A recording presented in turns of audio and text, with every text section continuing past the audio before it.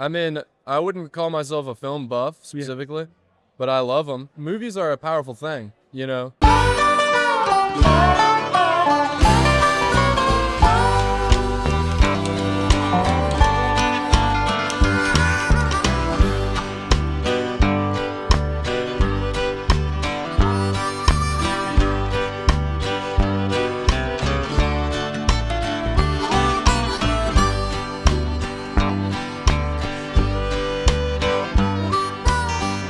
Hello, welcome to MovieTown, the revival cinema scene show.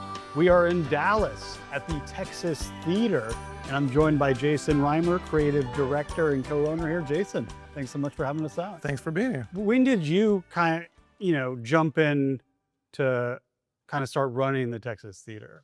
Well, it'd been closed for a bit when I moved to Oak Cliff. So we're in Oak Cliff is a neighborhood of Dallas. Yeah. It's kind of like a smaller, very old neighborhood. Actually predates Dallas proper.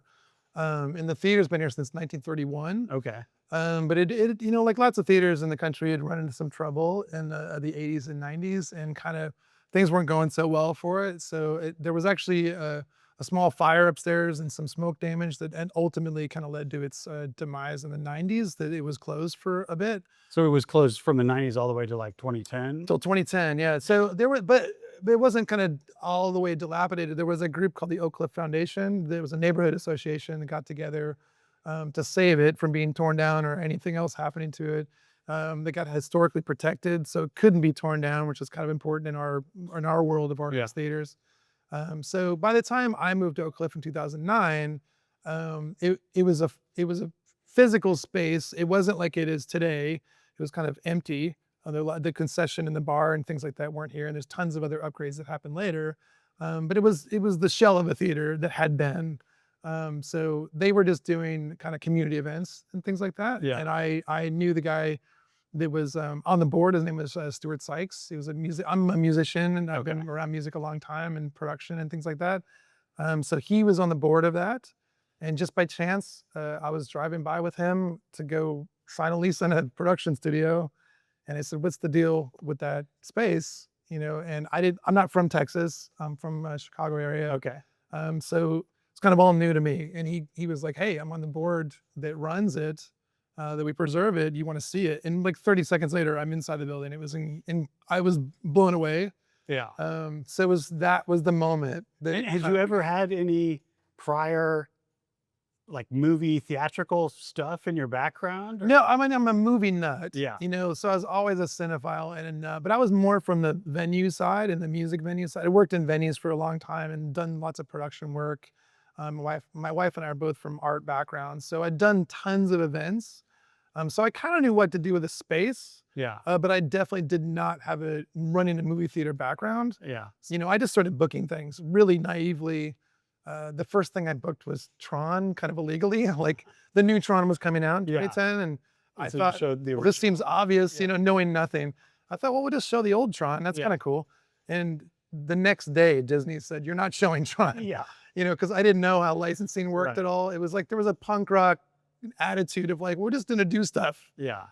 So I was doing community things like that. I showed like maybe 4 or 5 movies. And I was kind of getting attention from the local press that something was going on. And that's how I met Barack. It was a mutual friend of ours that reached out to me and said, "Hey, this guy Barack wants to talk to you." And that was that summer of 2010. Okay. So ironically, Harmony Korine's Trash Humpers was the first premiere that I was booking. And I saw that you guys are having like because I read that on your site that it was the first movie you've shown, and it's playing again this month, next month. It's July 31st. It's the 15th anniversary of this event. And even back in 2010, was there 35 projection? No. Was that, okay. No, it was a tiny screen. Yeah. And a Blu-ray, and not even a Blu-ray player. It was a DVD player, because that was kind of like the high tech that Barack brought was, there's some patron saints of that year. Okay. So Harmony Korine, ironically, is the patron saint of his reopening, because that's how Barack and I connected. Yeah. Because that was the first movie I got a good deal of press on, and we had a pretty good turnout. So that was our first technical collaboration. So I kind of count that as our first moment of making things happen. And his big addition was, hey, do you have a Blu-ray player? And I was like, I don't. I was just like doing stuff as it came. So he brought a Blu-ray player. That movie can play lo-fi pretty well. I mean, you'd think a Blu-ray was like too high tech, Right. So it'd be Now you guys are showing it on 30. on 35 is amazing, so it should have been like Super 8 or something. Right. Hey, I'm Andy from MovieTown. What's your name? Hi, I'm Aiden. Aiden. Yeah. Are you here to see a movie tonight? Yes, I'm here to see a movie. Which movie? I don't know the name of the movie. You are watching something strange. It is, What am I here to see? I just know it as the Leon Russell documentary. What movie are you here to see? A poem is a naked person. Have you ever seen it? I have not. Have you ever seen a Les Blank movie? I have not. You know who he is? I don't. Huge Les Blank fan. I love Gap-Toothed Women and, Hot Pepper and, the blues according to Lightning Hopkins, like all that. a poem is a naked person. Poem for a naked person. Okay. And the only thing I vaguely remember is the swimming pool scenes. That stands out in my mind. I don't know, something about painting and scorpions or something. I really wanted to go in blind to get a feel of the movie for myself. What brought you out to see A Poem as a Naked Person? Oh, how do you know that? What? I said, how do you know that? I'm here to see that movie. Well, because it's what's showing. Oh, shit.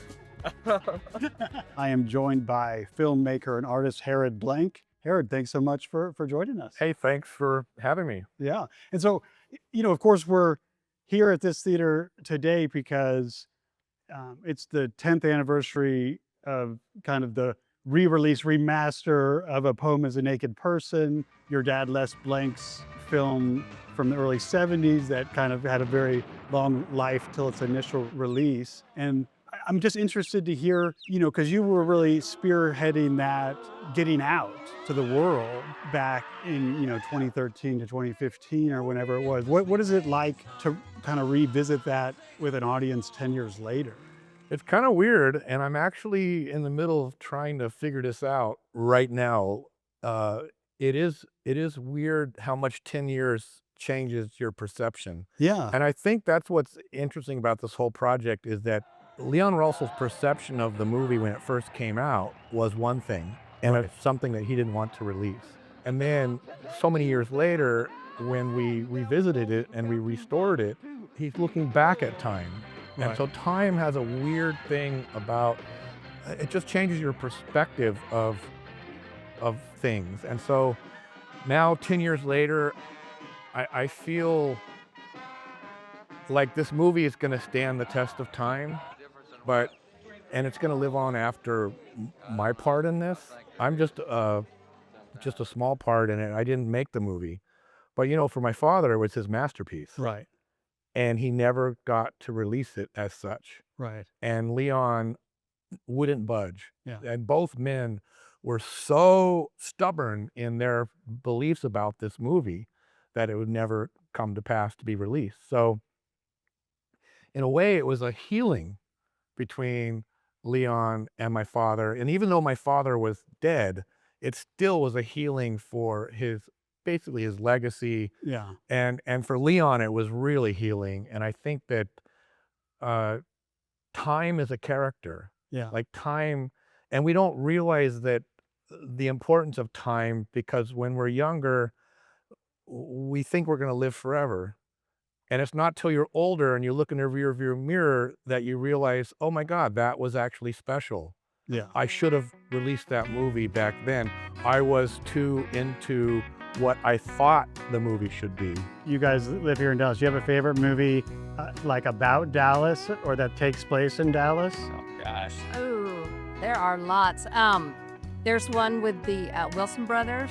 What comes to mind if I say, like, what's a good movie about Dallas? JFK? JFK's it? I concur. Yeah. All right. What is the best movie set in Dallas? Set in Dallas?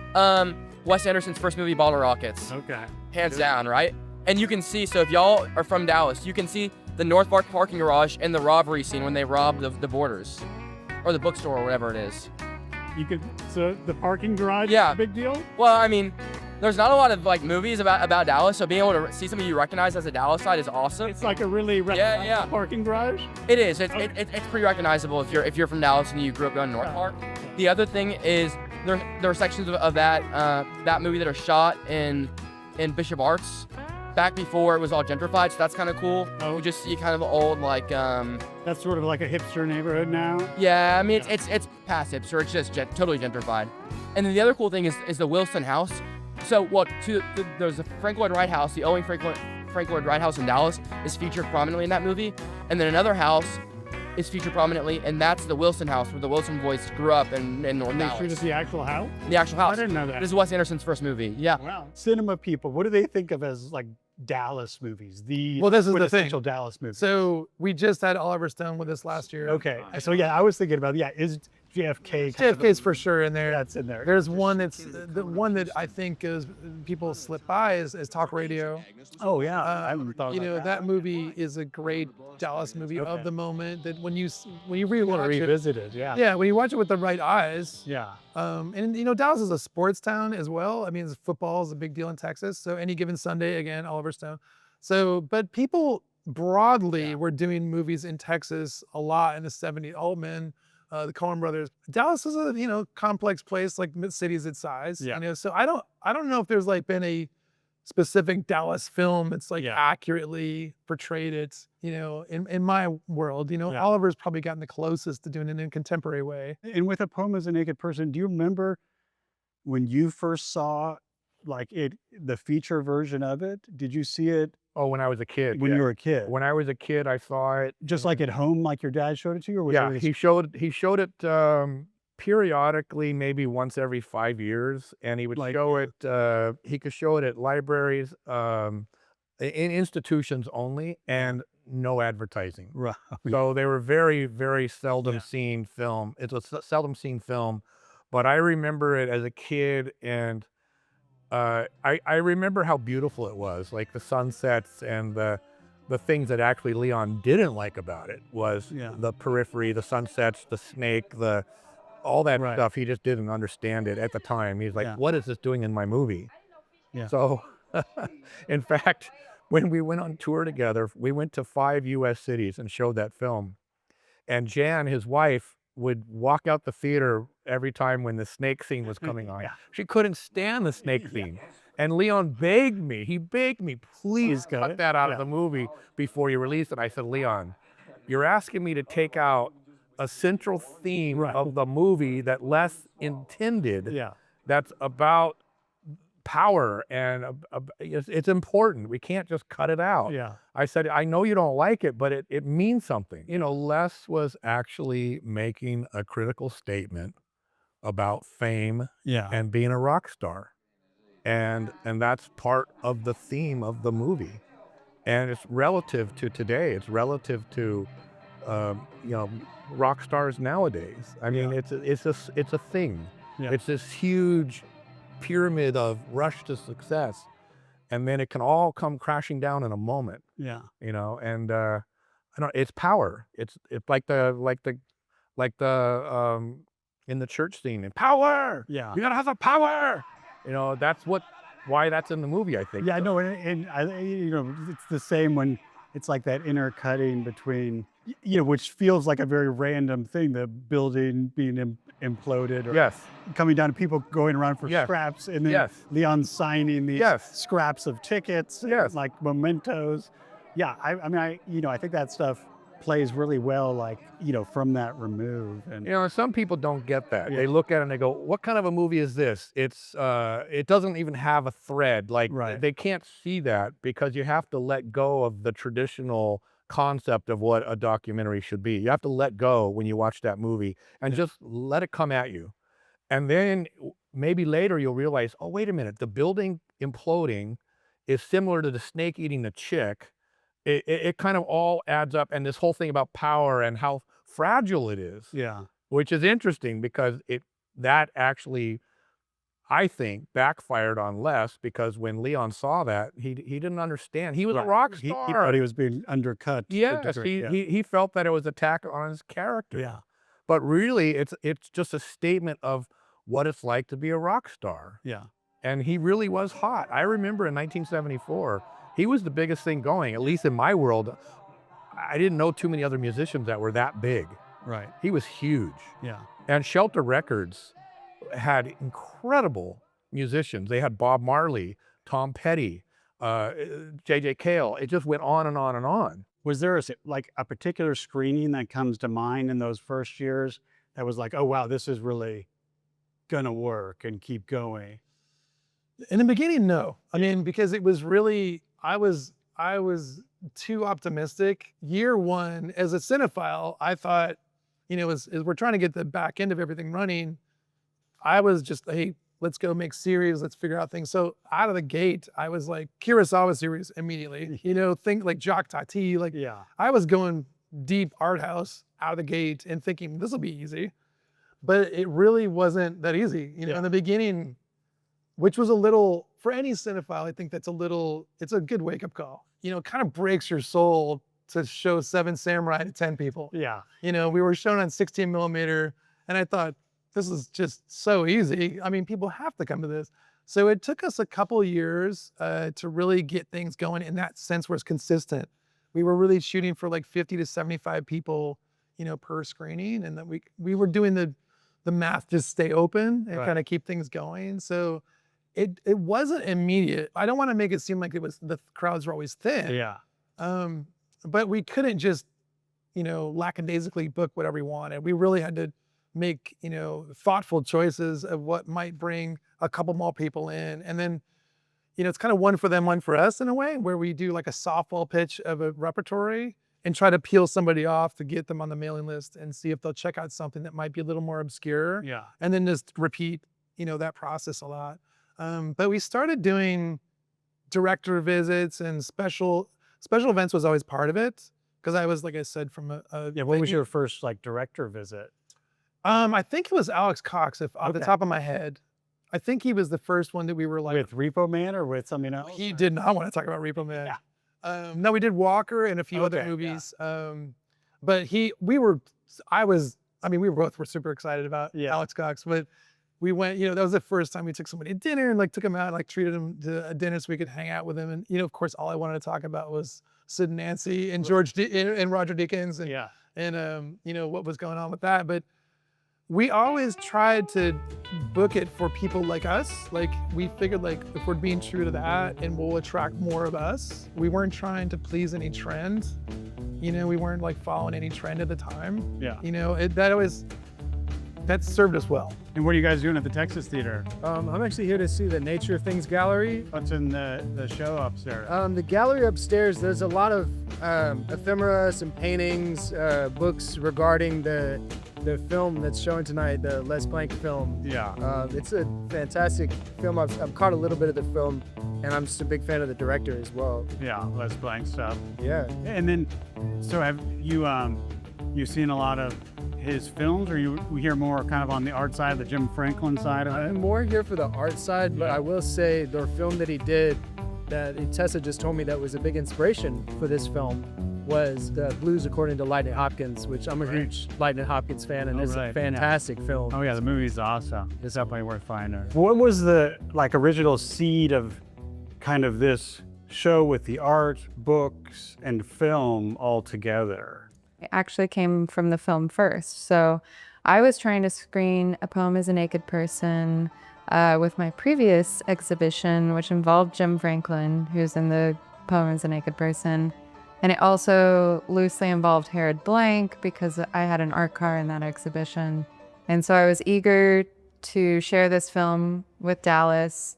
I thought it would be a really great opportunity to do so. And fortunately enough, the timing didn't work out. And so my summer exhibition that I had planned in my head was something loosely around ephemera. And so Les Blank's archives already kind of, you know, factored into my head. And then I met Lisa Wade, who's the widow of Bob Wade, who's a couple works are in the show. And so everything started pointing to Southern music and kind of these different threads of, you know, blues and gospel and country, and the Armadillo World Headquarters came back with Jim Franklin.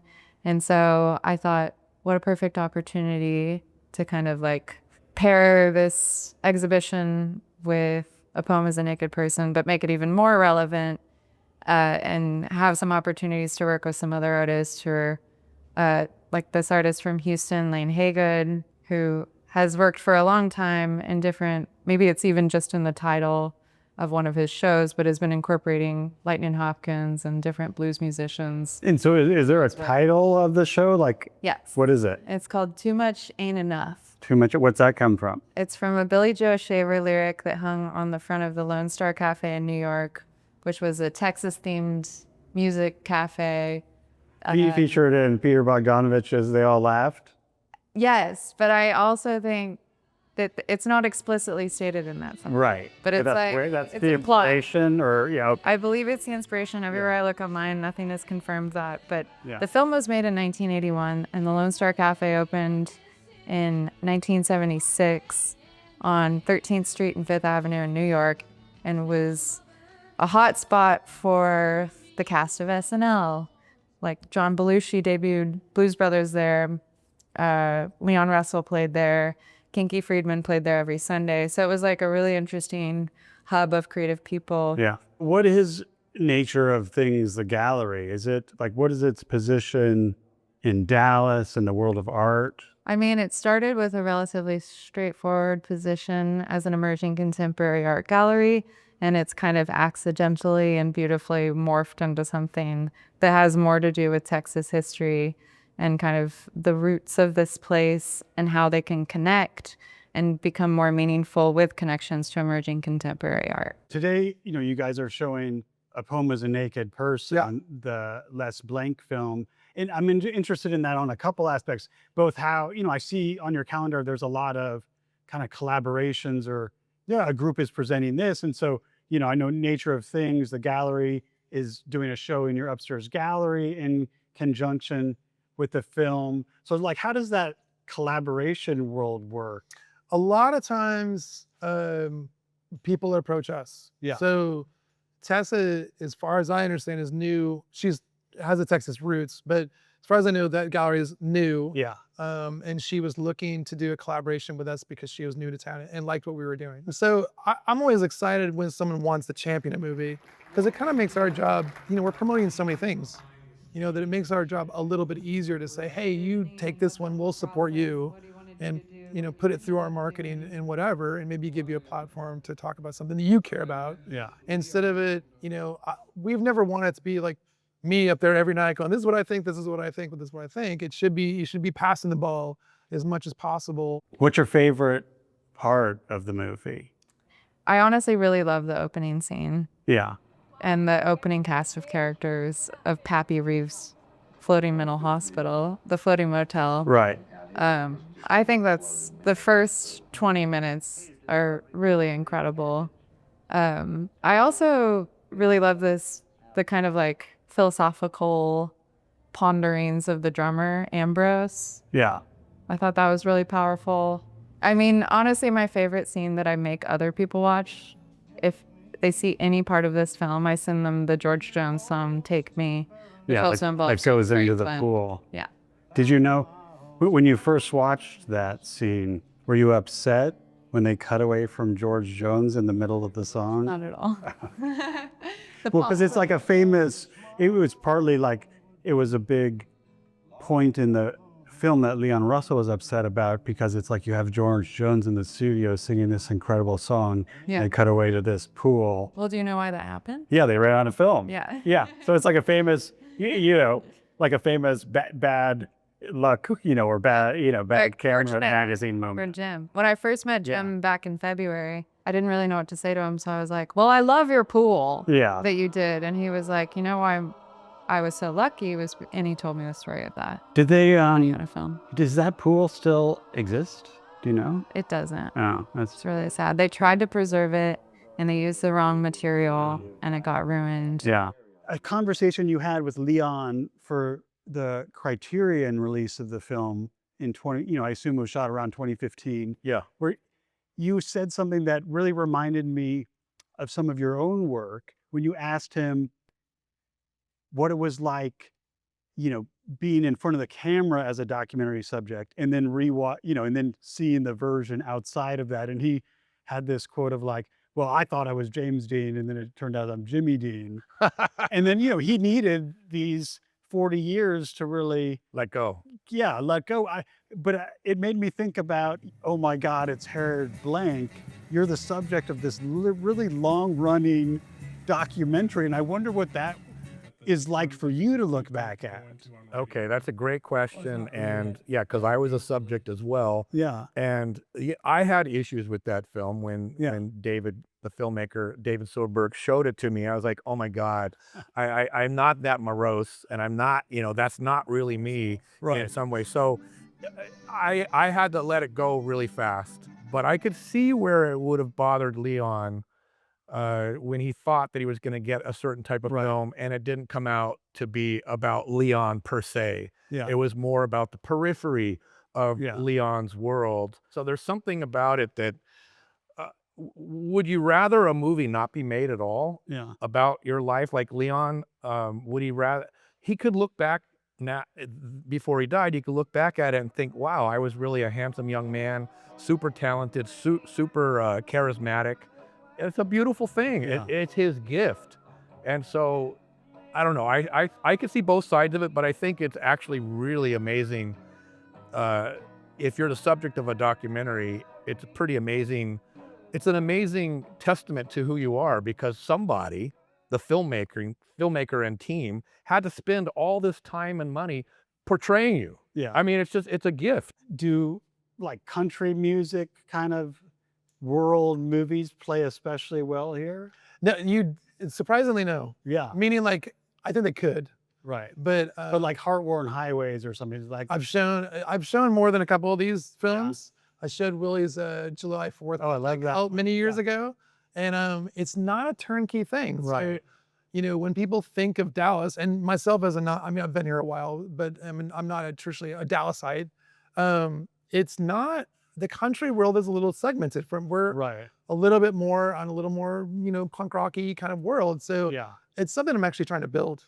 I like doing more of the Americana stuff. Because it's funny because it really has the Americana side of it really has a following out in California. Yeah. And I'm sure it does in Austin, too. But Dallas, is like a different vibe, It's a little more city metropolitan, so the country thing, while it is here, it's not as prevalent as some of those towns. I mean, you have your own Criterion, collection, meet Harrod Blank. Yeah. And like to get that, like, what does that mean for you as a filmmaker? Just that like people like me are gonna, come across the work and look at it in a very different way than,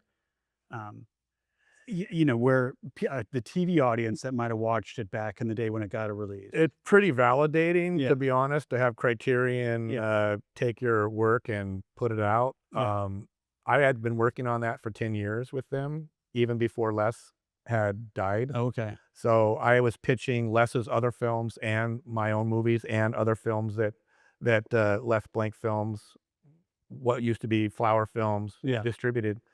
And it took about 10 years, and then finally they did release them. The audience is different. So I don't know, I'm not sure where this is going with this streaming thing, but it has changed the landscape. And I really like the way it used to be with the art films. They're really special. And I just think now it's just more difficult to get the kind of play that we used to. Like, for example, when Wild Wheels was put on PBS as a national special, that means there was pretty much hard feed throughout all the stations. 2.1 million people saw the movie. Yeah. You can't do that anymore unless you get a Netflix deal or something like that. And it's very difficult to reach the numbers. Right. You don't make a movie to put in a drawer. Right. You make a movie so that you inspire people and you turn people on, and it's mutually beneficial. It makes the world go round better.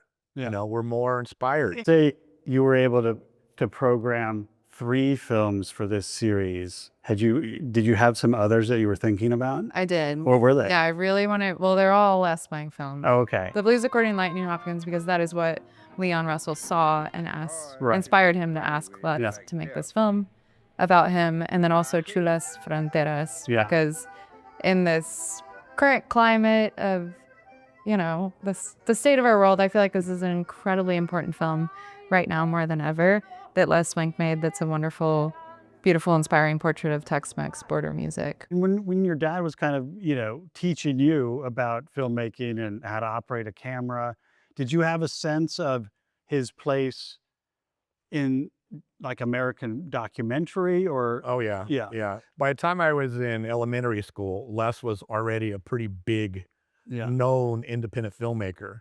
And then by the time I was in high school and when I went to college, everyone knew who he was, and they had very high expectations for me to Yeah. What was that? What was that? succeed. It was Intimidating? it was a lot of pressure, a Yeah. lot of pressure. And I tried to not pay that attention, but it's interesting about the esteem that you get as a child when your parents have this career. You know, it kind of elevates you too, because you're the child of these great artists or whatever. And so it is interesting, but it does put a lot of expectations on Yeah. you as a kid and going to school, peer pressure and such. But I appreciated it. I rebelled against it a little bit when I was younger. Like I didn't want to be a filmmaker, didn't want to follow my father's footsteps. And then gradually I was like, no, this guy, he really was onto something. He knew what he was doing. It was special, and I should honor that in my own life. And you know, as I get older, I realized, no, I'm going to honor him too, you know, going forward. Have you done any other screenings here at the Texas Theater? No, this was the first one. And so why the Texas Theater? It's an amazing historic theater. I mean, they showed new films, but it also has this revival cinema element. I mean, Lee Harvey Oswald was captured here. What an amazing. Right. Have you sat in his seat? I did. Oh, wow. Okay. I did. It's 3 rows, maybe 5 rows in, 3 seats over. It's 3 and 5, so it's either. And do you remember the movies that he was watching? I know it was War is Hell was Yeah. one of them, and it's a really bad World War II film. Right. And then everybody always forgets the other one. Yeah, and do they commemorate that here? They do, yeah. I think They it's do. every November 22nd. Yeah. Yeah, every year. Wow. Yeah, That's wild. And they show the same movies? it's the same movie. Okay, Yeah. that's crazy. You have kind of a performer mentality to a certain degree that you can see in your films and in the films about you. Did you think you were going to kind of go that route or even more kind of comedy? Initially? I did. When I was younger, I thought I was going to be an actor, movie star. Yeah. Really, to be honest with you. And I did get cast in The Falcon and the Snowman with Sean Okay. Penn. Yeah. And I had a scene with him, the border patrol Well, yeah, in Mexico, he goes to in Mexico City. Yeah. And they cut the scene. Oh, okay. But like tonight, there's people showing up that want my autograph for being in Killer Clowns. Right. Outer I was Space. going to ask you about that. It's so So wild. this is very weird. Yeah. You know, I did that movie 1986 or whatever, and When did you first hear that it was like becoming this whole 2010. thing? 2010. Wow, that long. 2010 is when it first started. That was when I did my first con, Yeah. horror con, and Now, that's longer than I would have guessed. I That's so can't even believe Yeah. how And it's still going. I have fans that are 5 years old. And it's like really, and supposedly they're doing a sequel. Yeah. Is it Ryan Gosling is working on a sequel? I don't know. I think so. If I get cast, He's going to take on your, how many clowns did you play in that movie? 7. And was there any like repertory revival movie scene in Dallas? There's always been a strong theater scene, Yeah. Dallas cinema scene, which people don't widely know about Yeah. Dallas, but you know, things like THX and George Lucas, people like that have come to test movies here for decades. Yeah. So going back to the 80s, you know, it was kind of a popular place to do that. So there's always been a strong cinema scene. At that time in 2010, it was kind of it was getting a little low. Yeah. You know, so Angelica was pretty strong. Magnolia was doing okay. Inwood was kind of And were those still all like first run theaters? a blend. A blend. A blend. Yeah. Angelica was mostly first run. Yeah. But so the shorter answer is the repertory wasn't as strong as it had been. Yeah. So that was a semi-easy thing for us to fill in the gaps. Yeah. And then so when you said the studios like wouldn't, you know, you were eventually able to play those films. Are those new run films you're talking about, or also the old library stuff? I mean, in the beginning, almost everything, if it was from like Warner Brothers, they really were like, you know, we're so tiny. It was like, They didn't. I have literal text messages from 2011. Like, oh, I swear to God, we're a theater. I swear to God, there's people, you guys have been closed since 1994. Yeah. So, you know, it took a minute for us to be taken seriously in that sense. And there used to be these old servers that you would like, you look through those old catalogs and pick out of their, you know, very small movies, like, you know, Todd Solondz's movie After Happiness or something like that. You know, things that weren't being widely distributed here, we would grab those. Right. You know, so the first movie I championed in year one was like Dogtooth. You know, Yorgos was like first year out, and I found it in Kino's catalog, and I was like, this is a great movie for us. Yeah. And I just fell in love with it. So things like that were new, but maybe not going to the Angelica. Yeah. We really focused on those, but we tried to, honestly, from the beginning, book only things we liked that we genuinely could defend. What films do you find most people asking you about or asking questions about or want to know about of your work? Oof. You know, it's so funny. I've been working so hard on my father's legacy that I forget about my own legacy. You know, I really haven't been asked that much about the art car thing, or I get asked about Burning Man a lot. Like, when are you going to make this movie? When are, you know, when? And we're talking 32 years of footage. So to watch it one time would take 6 months. Seriously, one time. And is that shot on film and video? It's 17 years of film, and the rest. Wait. It's not 17. It's 1993 to 2007. 14 years on 16 millimeter, Super 16. Yeah. And then the rest of the years on, you know, I started with mini DV, and then I went to 2K, 1080, 2K, 4K. Yeah. And I've been shooting 5K on the Panasonic EV1 for the last 5 years. And so you still go every year? I still go, and I'm going only for 3 days this year because I'm booked for Killer Clowns in Cleveland, which is going to be a great horror show. Yeah, HorrorCon. Cleveland, for whatever reason, sounds like a good, good town for Killer Clowns. Oh, they're going to have Terrifier. They're going to have Michael Myers, the original and the new actor. It's going to be huge. Yeah. But I go to Burning Man now. It's not. I don't know what's going to happen with it, and the overall movie is a huge arc, and this is again time. And are cars a huge part of that, or is it more about? Is it more Burning Man as a bigger thing? Burning Man is a bigger thing. It's more about different facets of the event and how they evolved over the years. Art cars are just one of them. Right. So I'm kind of the art car guy in the movie, obviously. So I'll be a subject / narrator type person, and I'll take everyone through 32 years of this event. Yeah. How did it change me, and how did it change the event, and how does it change? You know, they've had so many things happen over the years at Burning Man that have made it evolve. Yeah. So part of it's the evolution. Time is a subject, is a character, and most people are intimidated by time. They think they have to have it done in 3 years or 5 years, or, you know, for a film, or even faster than that for an art car or what have you. You can't rush these things. Right. And there's an interesting thing about those early days I mentioned. You know, our screen was tiny. Yeah. And there was nothing about our tech was special when we first started the theater, and no one cared. Right. You know, no one complained. We have old seats still. Yeah. So I'm just, you know, I am old fashioned, and I am from that, you know, kind of venue world where it is about the community.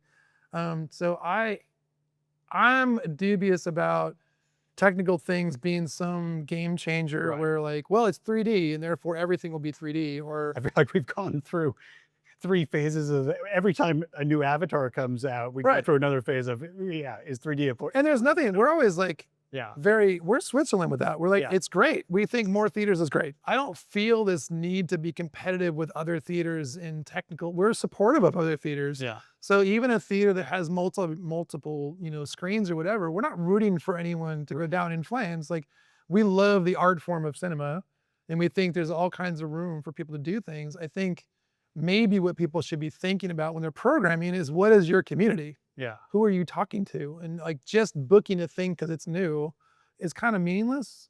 You should be talking to the people that are in your community that want to see stuff, and maybe see what they want to see. What was the last thing you saw here? Last thing I saw was a weird 1970s or 80s or 90s one. I don't know. One of those. It was a very, very obscure film shot in Austria. It was called Dandy Dust. Pink Flamingo? Pink Flamingo. This is such a Had you seen it before you came here? No. Oh, wow. That was the perfect way to see it. Yeah. I was here Sunday seeing Goonies, so yeah. Yeah, I like movies. Are you a big film buff, cinephile? I like movies. I don't know if I call myself a cinephile. Anytime I meet one, it's always like. What was the last movie you saw in the theater? In theater, it was an art movie about a guy who had an apartment in a mall. Secret mall apartment? Secret mall apartment, yeah. Remember, what's like the best movie you think you saw here? Well, it had to be Empire Strikes Back. I've been here to see the one with Bruce Willis. It's like, Die Hard? No. It's like more artsy. It's like utopian kind of, or I don't know. He's like in a weird. 12 Monkeys. No, not that one. Utopian. Like futuristic maybe. Something I don't know. So I saw that movie here. The Fifth Element? Yeah, I saw the Fifth Element here. Very Okay. fun. I love the Fifth Element. Yeah. Multi-pass. I usually have no idea what I'm about to watch, so I just try and find something obscure or something that I don't know about. Movies in the park to see Casablanca before. I got to bring Leah to see The Shining here. That was a lot of fun. Very good. She had never seen it before. Yeah. We're also thinking of the person that's coming to these things. Like, how many times are they going to come to the theater per week? Yeah. If it's like your favorite restaurant, any restaurateur would be thrilled if you went once a week. Right. We're closer to like the hardcore fans are like a couple times a week. Right. So we're really thinking about them. Like, and sometimes we're wrong. Some movies don't do as well as we'd hope. The Shining always works. Yeah. Pretty much. What's interesting about doing restoration is you're giving the film that's already been created a longer lifespan. Yeah. You're giving it more time. Again, time.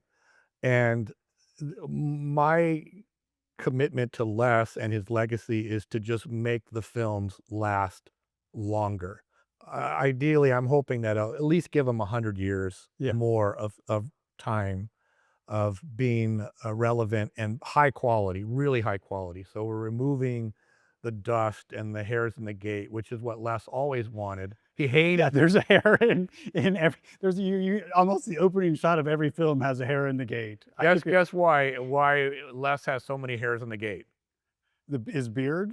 Yes, yes, his damn beard. Right.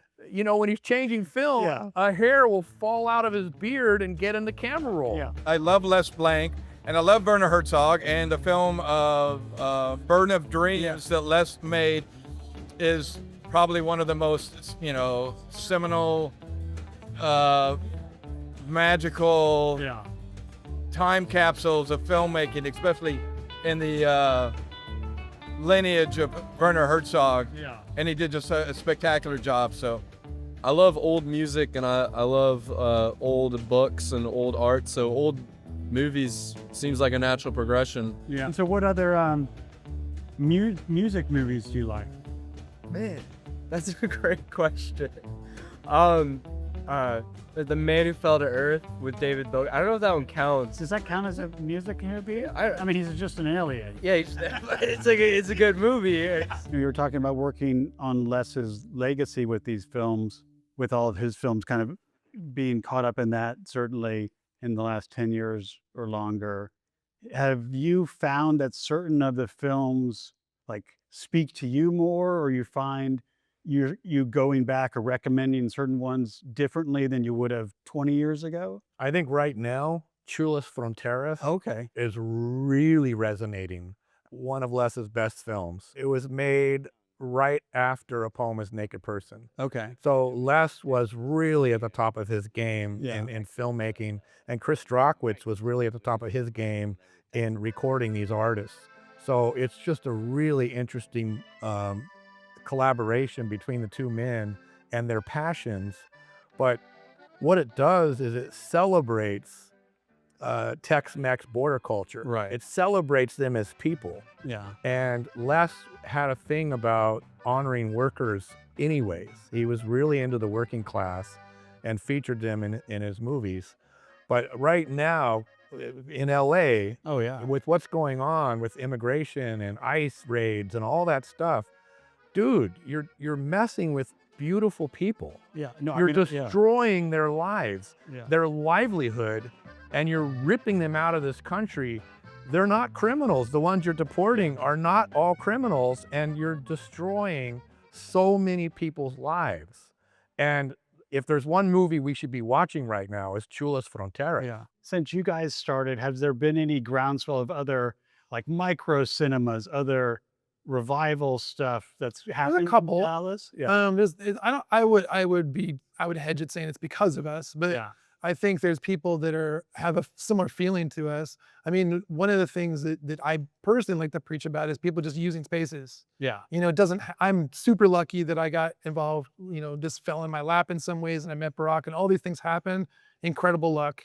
But I think anyone out there that's got a warehouse, doesn't matter where you are, you can do stuff, you know? So I think that's an important thing for people to think about, because it really is what you're saying with what you program and what the audience is giving back to you. It's communication between the two, which is going to make the place feel special. It's not always the building. The building gives us leverage to say, hey, you can't build 85 years of history.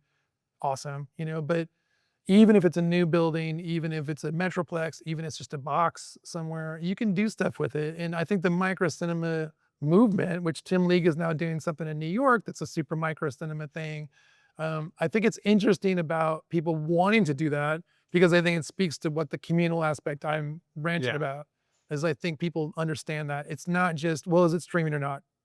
You know, it's like, what's the experience going to be like watching this particular story with people? How does that feel?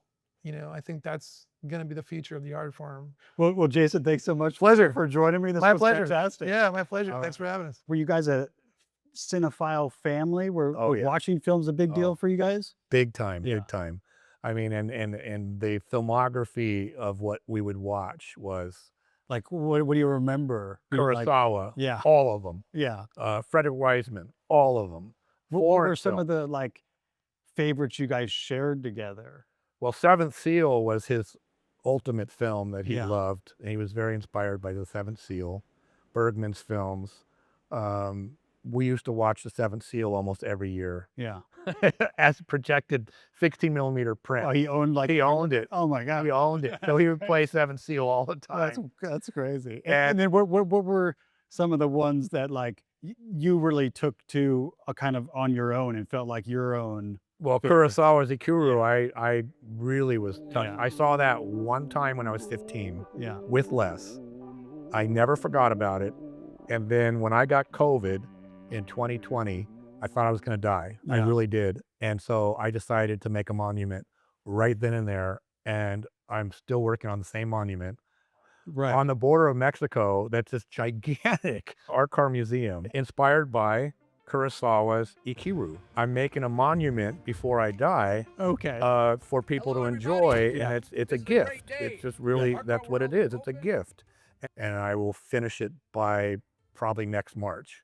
When you want to make a museum or something like that that's really big, you have to go step by step, and you can't give up until you just keep moving, and then eventually you'll get there. But you know, I've already been there since 2005. Yeah. So that's 20 years.